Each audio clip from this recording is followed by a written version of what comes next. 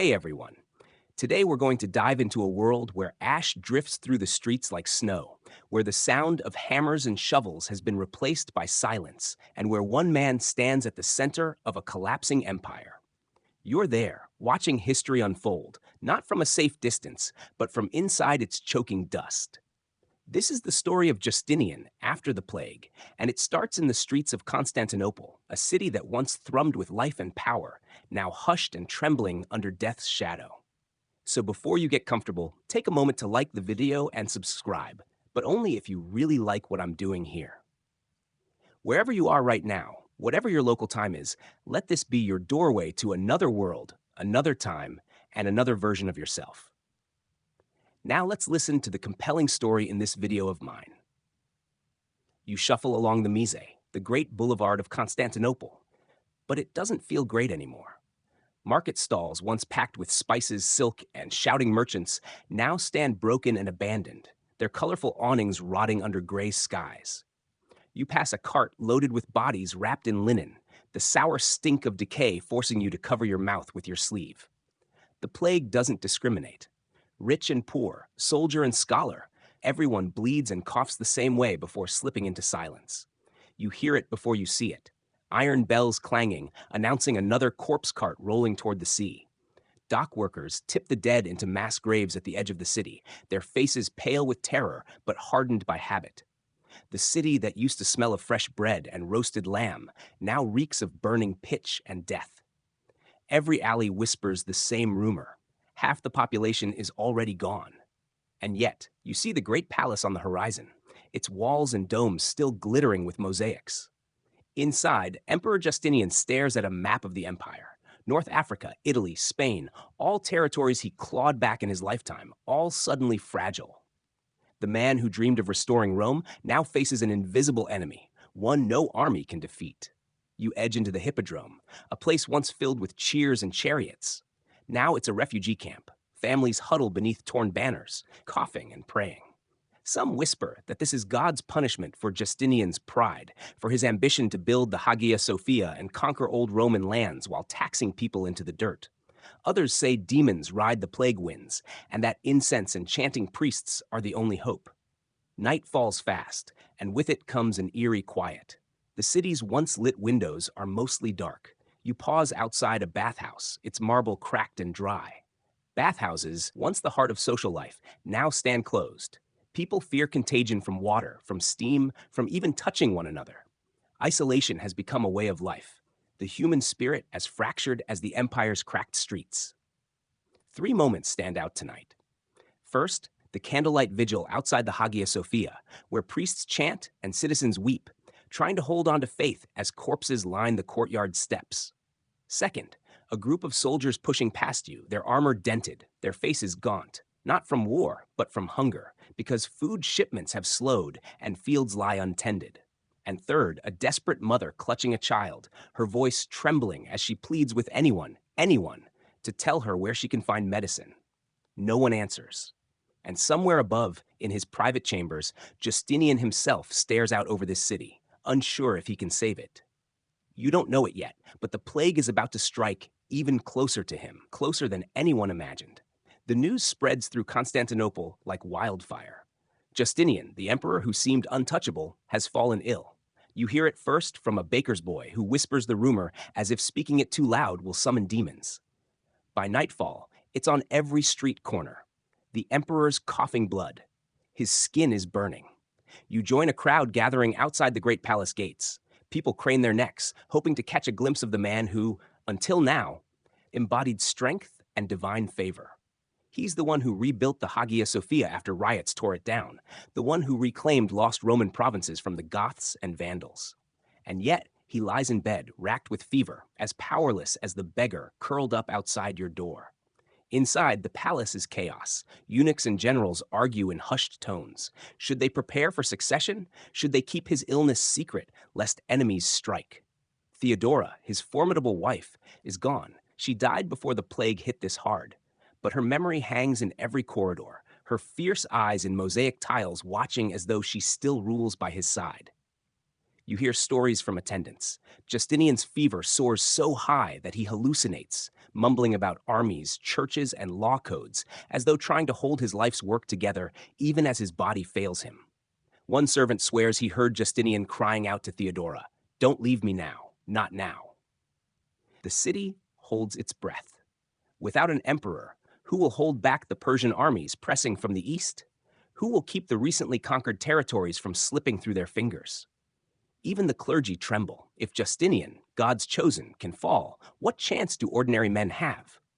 You walk past the bronze statue of Justinian near the Augustaian Square, a colossal figure with one arm raised to heaven, the other holding the globe of the world.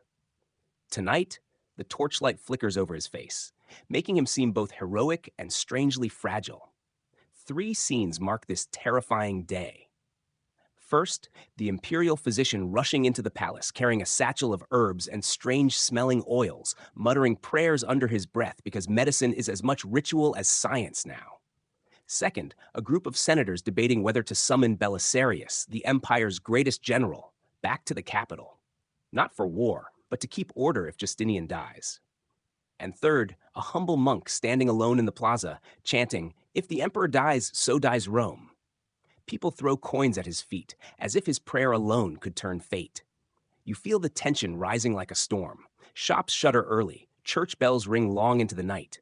You see families clinging together, whispering that if Justinian lives, perhaps God still favors the empire.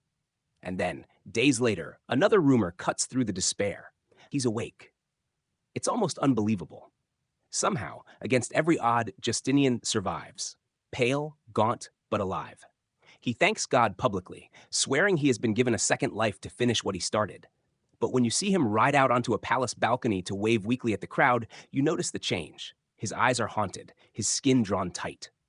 This is no longer the ambitious conqueror who dreamed of Rome reborn. This is a man scarred by death, staring at an empire that may never be whole again. You walk the same streets again, but now you see the plague's cost with a clarity that burns. There's no escaping it. You step over abandoned sandals and a shattered amphora still sticky with spoiled wine. The plague has gnawed at the bones of everyday life, leaving behind a city that feels hollow, like a great theater after its actors have all fled. The trade markets, once buzzing with spice merchants from Syria and silk traders from China, are little more than ghost towns. You pass a stall where peacocks used to strut for sale. Now it's stacked with rough wooden coffins. The spice jars are sealed shut, their sellers long gone or buried. Caravans stop coming when word spreads of plague ships, their cargo rotting at sea rather than risk a death-filled port. Out in the countryside, farms are abandoned. Wheat fields once golden and heavy now grow wild, choked with weeds because too few men remain to reap the harvest. You ride past a farmhouse with its doors thrown open and its table still set for dinner. Dust coats the bread and plates because no one returned after fleeing or after dying. 3 moments burn into your memory today. First, a dock worker dragging a wagon loaded not with cargo, but with the bodies of his own brothers. His face is blank, eyes hollow, as if grief has long since emptied him out. Second, a once proud shipbuilder nailing shut his workshop, saying aloud, "No one's buying ships when they're digging graves instead." Third, a group of children playing on the edge of a mass grave, too young to understand why the earth smells wrong or why adults shout at them to come away. You hear whispers in the taverns. "Half the tax farmers are dead. Who's going to collect?" Someone replies, "Collect what? There's no trade to tax." The empire's finely tuned economic machine is grinding to a halt, and it shows. Bread prices double in a week. Gold solidus coins are hoarded like treasure. Copper coins, once common, vanish from circulation. Even the mints slow down because the workers are sick or gone. Walking through the old forum, you pass sculpted statues of emperors long past, their faces carved in unyielding marble. You can't help but wonder, did Augustus or Constantine ever face something like this? You can almost hear their stone eyes mocking you. We built an empire to last forever, and now you watch it crumble in silence. Even funerals change. Where once there were processions with chants and incense, now there are hurried burials, bodies stacked in trenches, priests waving blessings over crowds instead of individuals. People stop recording names, stop carving headstones. The human toll is so vast that identity itself becomes another casualty of the plague. One evening, you pass a courtyard where an old man feeds pigeons, his hands shaking. He tells you, "I used to have 5 sons. 4 are gone. One's coughing in bed. I feed the birds because they're all I have left." His eyes don't even shed tears anymore. There's nothing left inside to give. The plague is reshaping not just the empire, but its people. They carry themselves differently now. Slower, more careful, like every movement could summon death. And somewhere in the palace, Justinian, still recovering from his own illness, sees this collapse and knows that what's broken might never be whole again. The city's silence is broken only by prayers. In every quarter of Constantinople, you hear them. Priests chanting liturgies, monks ringing bells, ordinary people kneeling in alleys whispering to heaven. When medicine fails, faith fills the void, and you see it everywhere. You pass by a small shrine built hastily on a street corner, its wooden cross decorated with fresh flowers and scraps of fabric tied as offerings. A woman kneels there, sobbing, clutching a piece of parchment with the names of her dead family. A priest raises his hands and cries out, "Kyrie eleison, Lord have mercy." The crowd responds, their voices cracked but fierce, as though sheer devotion can drive away death. You also see desperation morph into superstition. Men tie garlic around their necks, women wear amulets made of bronze and bone, and whispers circulate about charms forged from meteorite iron that can repel the plague. You overhear one merchant promising a sailor, "This stone will keep you safe on the seas," for a price worth half a year's wages. Fear has made everything a commodity, even hope. 3 moments define this day. First, you watch a group of doctors, their faces covered with cloths soaked in vinegar, leaning over a dying man as they chant prayers under their breath while lancing his swollen sores. Second, you hear a fiery preacher at the hippodrome yelling, "This plague is punishment for our sins. The emperor's wars have brought God's wrath upon us." Some in the crowd cheer, others throw stones until soldiers arrive to scatter them. And third, you step into the Hagia Sophia, where the massive dome looms like heaven itself. You join thousands kneeling on cold marble, the chants rising so loud they echo like thunder through the vaulted space. Faith changes how people live. Men abandon their businesses to join monasteries, believing the world's end is near. Rich matrons donate entire estates to the church, hoping charity will buy salvation. The emperor himself orders public processions, despite his own illness and weakness, marching barefoot with clergy through the streets, carrying relics of saints to ward off the pestilence. You watch him, pale and trembling, clutching a golden cross, whispering prayers under his breath, while soldiers hold back the frightened crowd. But faith also breeds conflict. One evening, you see a fight break out between 2 groups, one claiming the plague is punishment for sin, the other insisting it's the work of demons sent by jealous neighbors or distant enemies. Blame falls on foreigners, on Jews, even on doctors accused of spreading illness intentionally. You feel a chill, not from fever, but from the realization that fear can tear a society apart even faster than disease. Still, amid the superstition and shouting, there are moments of real compassion. A group of monks in tattered robes feed the hungry from steaming cauldrons of thin soup. Nuns care for abandoned children in makeshift orphanages. Even dying men drag themselves to help bury the dead because no one else will. It's a grim reminder that while fear divides, faith, true faith, can still bind people together. You leave the Hagia Sophia late that night, the smell of incense clinging to your clothes, your ears still ringing with the sound of hundreds of voices crying, "Kyrie eleison." Above you, the great dome glows in the moonlight, a silent promise that even when everything collapses, people will keep looking up. The plague doesn't just devour lives, it eats coin. You feel it first in the markets, where bread costs twice what it did last month, and meat is a rare luxury. By the time you reach the city's treasury office near the Augustaian, you see the real problem. An empire already stretched thin is bleeding money faster than it can collect it. Justinian's great building projects, his pride and joy, stall one by one. Half-built churches stand like broken teeth against the skyline, scaffolding abandoned because workers are dead or fled. Aqueduct repairs stop, new city walls sit unfinished, and even shipyards, lifelines for grain shipments, fall silent. Justinian once bragged, "I found the city of brick and left it clad in marble, But now that marble is cracking while the coffers run dry. 3 moments strike you today. First, a tax collector slumped at a tavern table, his fingers buried in his hair as he mutters, "There's nothing left to take, only widows and orphans." Second, a small riot outside the prefect's office where angry citizens scream about unfair levies on the little food they can still find. Soldiers break it up, but not without blood.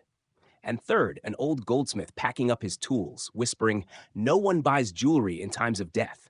They melt it for bread instead." You overhear two senators arguing in the Senate hall. "Cancel the projects," one shouts. "Cancel them?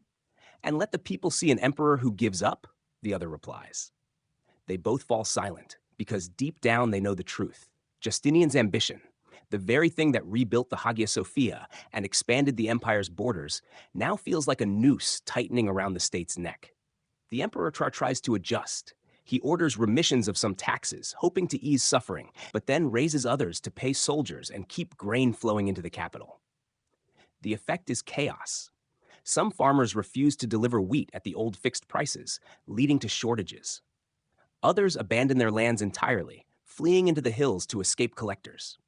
You hear a merchant say bitterly, "They'll tax the grave next." Yet, despite everything, Justinian refuses to stop dreaming big. From your perch on a wall near the palace, you watch him reviewing plans for a new basilica, even as plague smoke curls through the city. His advisors beg him, "Wait, Majesty, wait until the city recovers." He shakes his head. "If we stop building, we stop being Rome." That night, you walk past the Forum of Constantine, where a bronze statue of the founder of Constantinople gleams under torchlight. You imagine him looking down on this crisis with grim amusement. He too fought to keep a struggling empire alive. And you realize Justinian is following in a long tradition.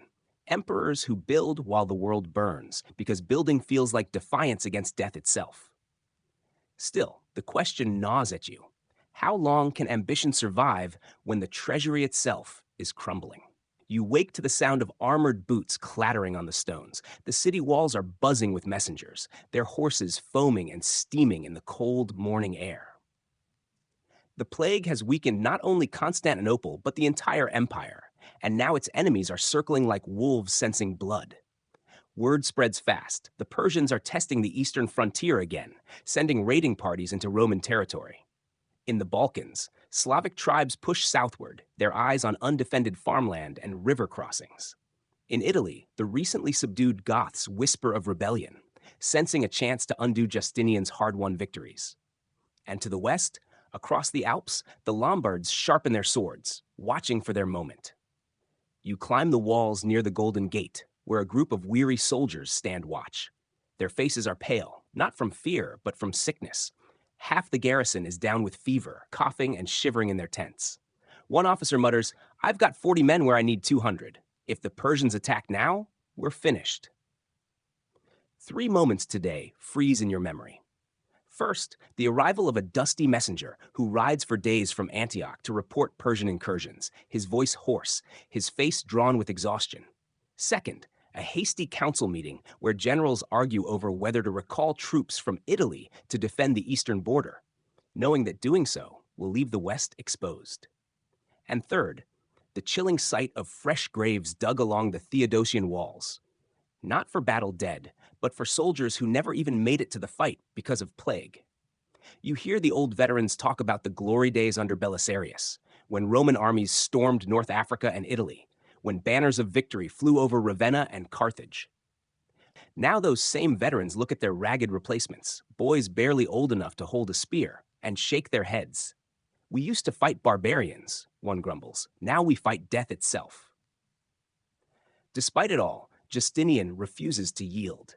From his council chamber, you see him hunched over maps, his fingers tracing defensive lines, his eyes sharp but shadowed by fatigue. He orders new forts built along the Danube, even though resources are scarce, and commands envoys to Persia, hoping diplomacy can buy time until the empire recovers. His voice is quiet but firm. Rome does not surrender. But even he knows these are stopgaps. When grain fields lie fallow and tax income collapses, armies starve. You see caravans of soldiers heading north, their wagons half empty, their eyes wary, knowing they may not be reinforced. A veteran leans toward you and whispers, "We're holding this empire together with prayers and splinters." At night, you stand on the seawall, looking out over the dark waters. Far away, you imagine enemy armies marching under the same moon, their commanders whispering, "Now is the time." And you realize something chilling. The plague hasn't just weakened the body of the empire, it's wounded its spirit, and that wound is what enemies are trying to tear open. The morning light catches the golden dome of the Hagia Sophia, and for a moment, it feels like the world hasn't ended. You step into the vast courtyard and join the trickle of citizens seeking refuge in something that still feels eternal. The great church has become more than just a house of worship. It is a symbol that, even in the shadow of death, something magnificent still stands. Inside, the scale takes your breath away, as it always does. The dome floats above you like the firmament itself, its gold and glass mosaics shimmering in candlelight. Justinian once declared upon its completion, "Solomon, I have surpassed thee." And standing here, even after years of dust, smoke, and plague, you understand why. The air is thick with incense, the scent of myrrh fighting the sour odor of fear and sickness carried on every visitor's cloak. Today, 3 moments etch themselves into your memory. First, a group of children kneeling together, whispering prayers they barely understand, their small hands clutching candles as tall as their arms. Second, an exhausted priest leaning against a column, eyes closed, murmuring a blessing for each person passing by, as though sheer words could keep the plague at bay. And third, a pair of architects standing under the central dome, quietly inspecting cracks in the walls, whispering that the plague has left not just people broken, but even the empire's greatest monuments stressed and strained. You find Justinian himself there later that day, still gaunt from illness, his face pale, but his eyes burning with quiet fire. He moves through the nave slowly, every step deliberate, touching the marble columns as if drawing strength from the building he resurrected after the Nika riots burned the first Hagia Sophia to ash. You catch a fragment of his words to his attendants. "This is more than stone. This is Rome itself. As long as it stands, we stand."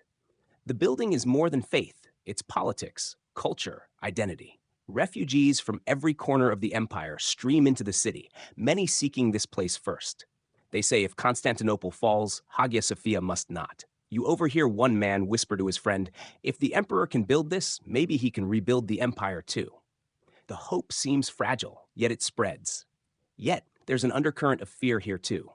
Some people mutter that building projects like this angered God, that Justinian's obsession with glory and conquest brought divine punishment. One old woman hisses as he passes, "You built a palace for pride, not for mercy." Soldiers quickly quiet her, but the words hang in the air. Still, as you step back outside into the harsh light of day, you notice something you haven't seen in weeks. People smiling, however briefly. Children chase each other in the square. Artisans open their stalls to sell candles and icons, and the smell of fresh bread drifts from a nearby bakery that dared to reopen. For the first time since the plague began, the city feels alive, even if just for a heartbeat. The Hagia Sophia echoes with that strange, stubborn human truth. Even in the shadow of despair, beauty can call people back to life. You find yourself in the old Senate building, where clerks shuffle papers and the smell of ink mixes with candle smoke. The empire may be crumbling, but Justinian is obsessed with one thing that disease and war cannot touch: law. Even as coffins roll through the streets, scribes continue scratching away, compiling the massive Codex Justinianus, a project meant to bring order to chaos. You sit in a corner as the questors argue over clauses. One man slams a scroll on the table. The old law contradicts itself. "Look here, one statute allows appeal, the other forbids it entirely." Another sighs, rubbing his eyes, "We fix it now, or the whole system collapses." They are building something unseen, something designed to outlive marble and even emperors. 3 moments stand out. First, a pair of junior clerks celebrating when they finally cross-reference hundreds of old Roman edicts into one unified code, their joy oddly out of place in a city of mourning. Second, a farmer from Thrace entering to file a petition for his lost land, only to be told he has to wait months because the courts are buried under plague cases. And third, Justinian himself stepping into the chamber, thin and pale, but with a voice still commanding as he declares, "This law will be Rome eternal, long after we are dust." The codification has an immediate effect on the streets. Disputes over inheritance, property, and contracts, now common with so many people dying, have a clearer path to resolution. Orphans inherit farms without endless litigation. Widows secure dowries without bribing officials. Even amid suffering, the machinery of law gives people a sense of stability, a belief that some kind of order still exists. You overhear one old merchant say, "Buildings fall, armies die, but at least the law holds." Another scoffs, "Law? Tell that to the tax collector at my door." Yet both keep parchment copies of the new code, tucked under their robes like protective talismans. Of course, not everyone is happy. The new laws clamp down on corruption and force powerful elites to return seized property. One night, you witness an argument outside a tavern. A senator's aide shouting, "These reforms are an insult," while a laborer replies, "It's about time someone fixed this mess." A scuffle breaks out, soldiers step in, and the aide limps away muttering threats. Even Justinian knows law alone can't save an empire, but you sense why he clings to it. Wars can be lost, buildings can burn, plagues can kill millions, but words, carefully carved into scrolls and tablets, can shape generations. It's his way of saying Rome isn't dead, it's just changing. Later that night, you walk past a courthouse where a single lamp still burns. A scribe is inside, hunched over, adding one more clause, one more signature, one more line in the codex that might outlast everything else. The city whispers a name with both reverence and fear: Belisarius. You remember him as the empire's greatest general, the man who defeated the Vandals in North Africa and toppled the Ostrogoths in Italy. He was Justinian's sword, sharp and loyal, until rumors of jealousy and intrigue drove a wedge between them. Now, with borders cracking and the army in shambles, Justinian summons him again, not for conquest, but for survival. You stand at the edge of the chalk gate as Belisarius enters the city. His once proud cavalry is reduced to a handful of veterans, their armor dented, their cloaks ragged. Belisarius himself is older, his hair silvering, but his eyes still carry that cold fire. Citizens line the streets, some cheering, others whispering about how Justinian once disgraced this man, stripping him of command and wealth. 3 moments burn into you. First, a meeting between Belisarius and Justinian inside the palace, 2 men who made and broke empires together. Their conversation is hushed, but you catch fragments. "We need you, not for glory, for Rome itself." Second, Belisarius riding through the hippodrome, not as a victor in a chariot, but as a weary soldier saluted by sickly troops too weak to stand straight. And third, a tavern debate where one drunk insists, "Belisarius will save us," while another spits back, "If Justinian trusted him before, why'd he chain him like a thief?" Belisarius faces an impossible task. With most soldiers dead or sick, he must train farmers and laborers to hold spears. You watch him in the old training grounds near the seawalls, barking orders with the voice of a man used to winning wars, even as he studies these new recruits with tight-lipped frustration. "We fought Persians with legions," he mutters to an aide, "and now we have boys with pitchforks." Yet, there is loyalty here too. The veterans who still follow him do so without question, even after all the betrayals. One evening, you overhear a scarred cavalryman tell a recruit, "When Belisarius says charge, you don't think, you follow. That's why I'm still alive." But court politics remain poisonous. Senators mutter that bringing him back is a sign of imperial desperation. One rival general even accuses him of plotting a coup. You see Belisarius shrug off the slander, focusing on drills, but you can sense the weight of old wounds on his shoulders. One rainy night, as you walk past the palace barracks, you see Belisarius alone, cleaning his own sword. It's an act that seems almost symbolic, a man sharpening not just steel but his honor, preparing to defend an empire that once turned its back on him. You follow the salty wind down to the harbors, where rows of grain ships creak at their moorings. The Nile has always been Constantinople's lifeline, its vast floodplains feeding an empire too crowded to grow enough food on its own. After the plague, this lifeline is more fragile than ever. Grain from Egypt used to arrive in steady, predictable fleets, but now half the shipmasters are dead or too afraid to risk plague ports. You watch as cargo inspectors, their faces wrapped in cloth, check every vessel for signs of sickness before allowing it to dock. Some ships are turned away, their holds filled with food, but also with fever. Hungry crowds gather, shouting at officials, "Let them in, we're starving." 3 moments stand out. First, the desperate scene of dock workers fighting over sacks of wheat, fists flying as soldiers wade in to break them apart. Second, a secret meeting of grain merchants, muttering about how they can profit from famine, one whispering, "Raise the price tomorrow. They'll pay anything." And third, a lone barge gliding up the Bosporus under moonlight, carrying smuggled grain meant for the black market, its crew risking plague just to make a fortune. You see how fragile empires really are, not broken by battles or invasions, but by the simple failure of bread to reach the table. One ship lost to storms or sickness means thousands go hungry. You hear mothers cursing the emperor's taxes, priests urging patience, and soldiers warning against hoarding. Even Justinian himself feels the pressure. He orders emergency fleets, paying triple wages to sailors, promising hazard bonuses if they brave infected ports. In Alexandria, unrest brews as grain requisitions empty warehouses meant for locals. Word reaches you of riots there, people shouting, "We feed them, but we starve." It's a reminder that supply lines aren't just about food. They're about politics and loyalty. One afternoon, you join a convoy unloading wheat. Each sack is stamped with the imperial seal, meant to prove Justinian's personal commitment to feeding his people. Yet even as you help haul grain up the steps of the Augustan, you notice the mood, grim silence, as if people know the bread is temporary and tomorrow might bring hunger again.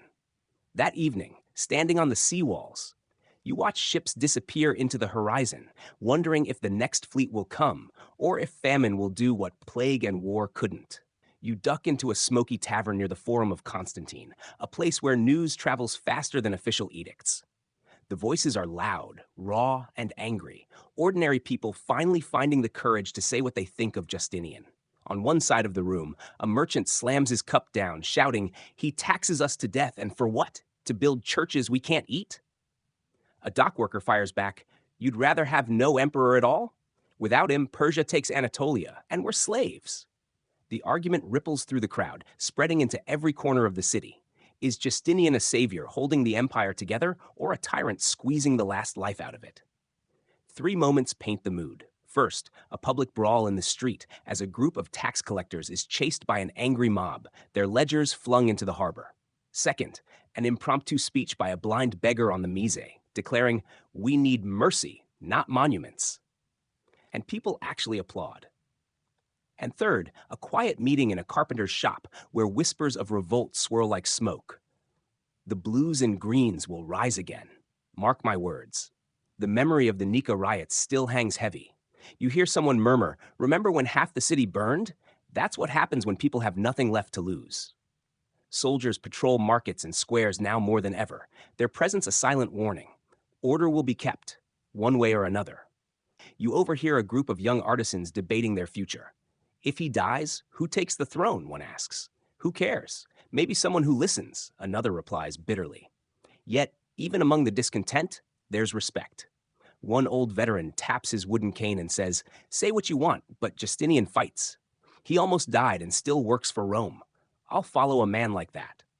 The city is divided, and you feel it in your bones. Markets buzzing with rumor, priests calling for patience, agitators calling for action. Even the hippodrome factions, blues and greens, once united in grief, now revive their old rivalries, sometimes breaking into street fights over whether Justinian is blessed or cursed. You walk past a poster nailed to a wall, painted hastily with charcoal, a crude image of Justinian holding scales tipped with gold on one side and skulls on the other. Someone has scrawled beneath it, "Which side are we on?" The voices of the people are no longer whispers. They're a storm building on the horizon. You step into a construction site on the edge of Constantinople, where the sound of hammers and chisels finally drowns out the coughs and funeral bells. Justinian, even in his weakened state, has ordered the city to build again. Shattered aqueducts, collapsed cisterns, half-finished basilicas. He wants them all restored. To him, rebuilding is not just infrastructure. It's a declaration of life against death. The workers are a strange mix.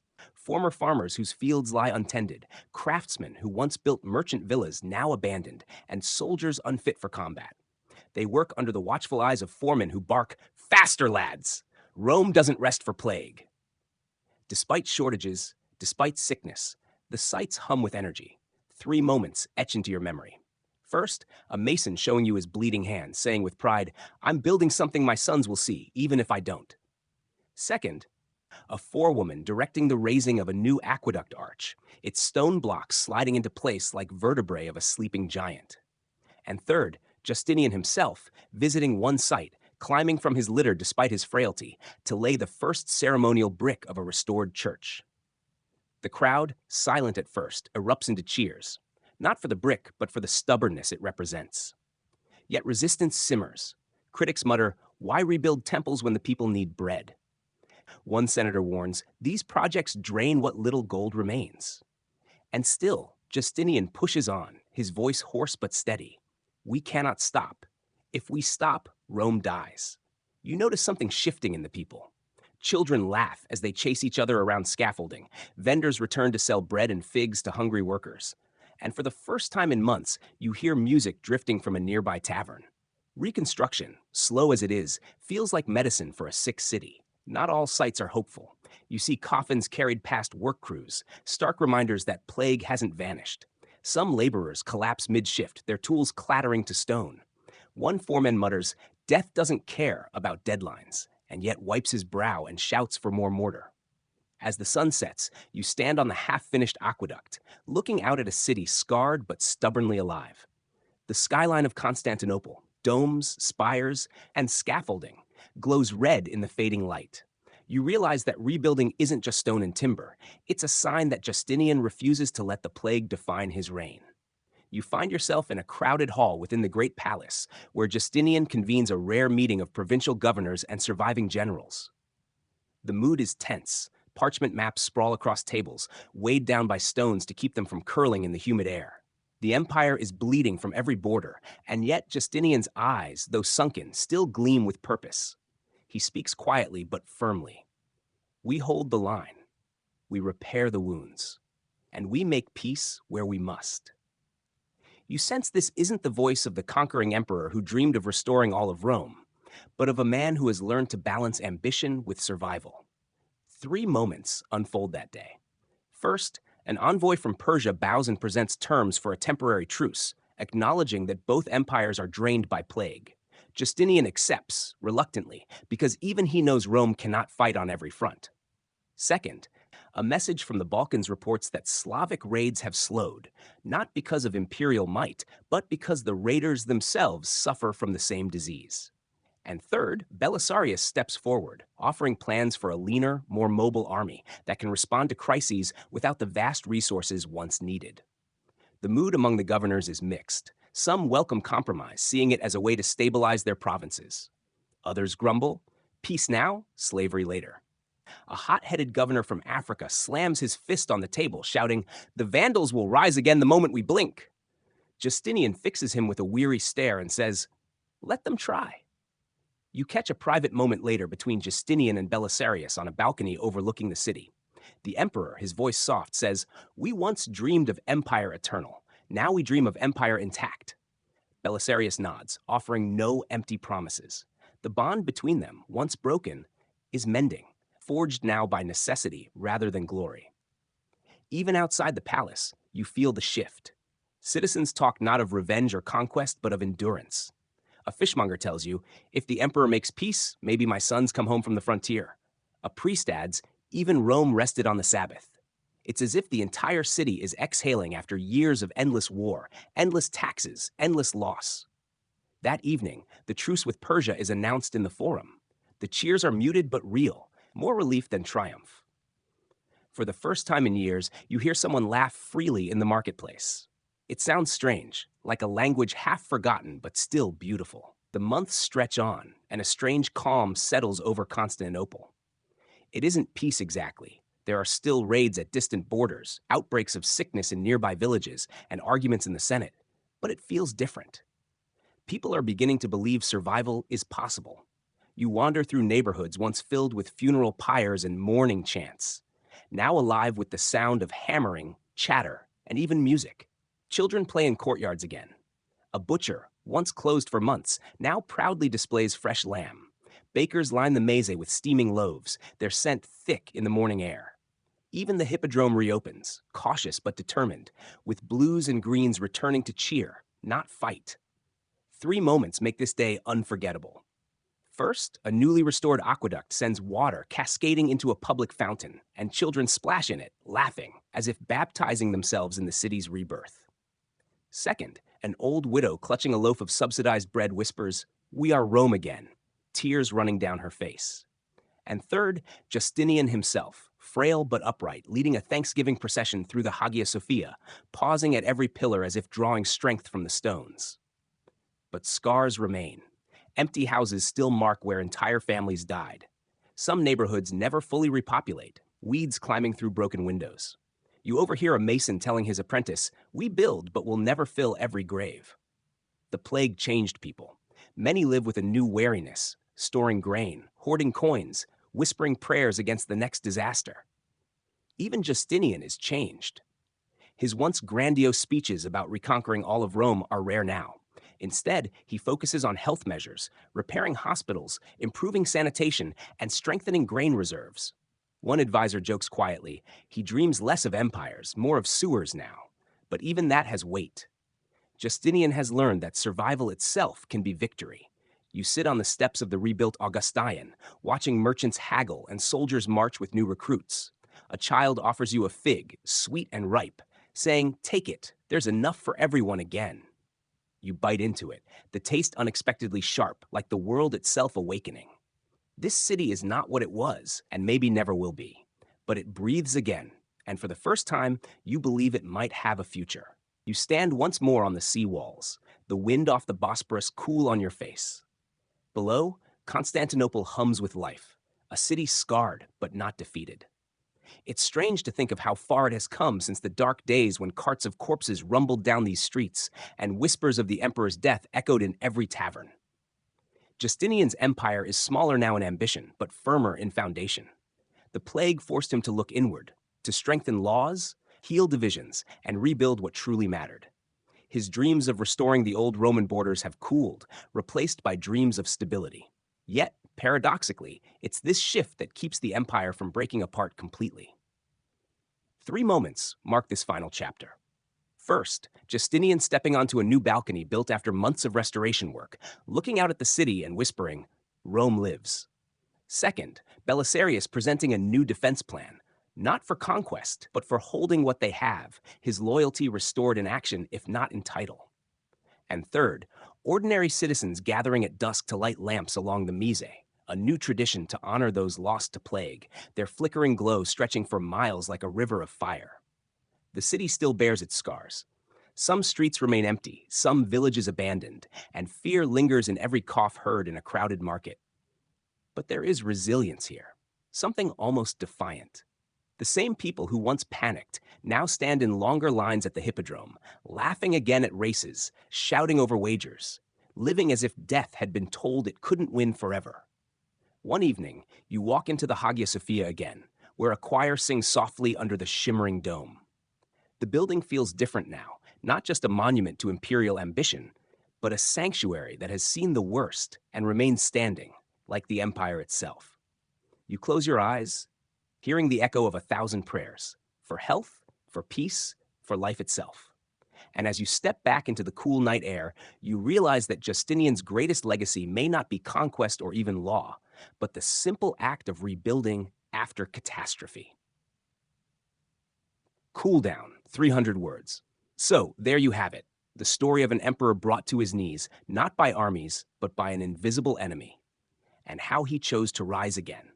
Justinian began his reign dreaming of a Rome reborn, of conquering old lands and erecting wonders to rival the ancients. Yet the plague stripped him of that vision, forcing him to confront a truth most rulers never face, that survival itself can be a greater victory than expansion. We saw an empire bleeding at every seam, its economy shattered, its people terrified, its armies thinned to the bone. We walked through streets filled with coffins, markets where bread was worth more than gold, and palaces where even emperors shivered under death's shadow. And yet, amid the despair, there was resilience. Workers rebuilding aqueducts, clergy feeding the hungry, generals defending borders with whatever men they had left, and an emperor refusing to let Rome die on his watch. Justinian's world would never be the same, but from those ashes came something new, a leaner, harder, wiser empire. Perhaps not the Rome of old, but one prepared to endure. And in that endurance lies its greatest lesson. When everything falls apart, the true measure of leadership isn't in conquest, but in rebuilding. Open quote, open quote, open quote, finish the script. Enjoy listening and subscribe to the channel for the next video.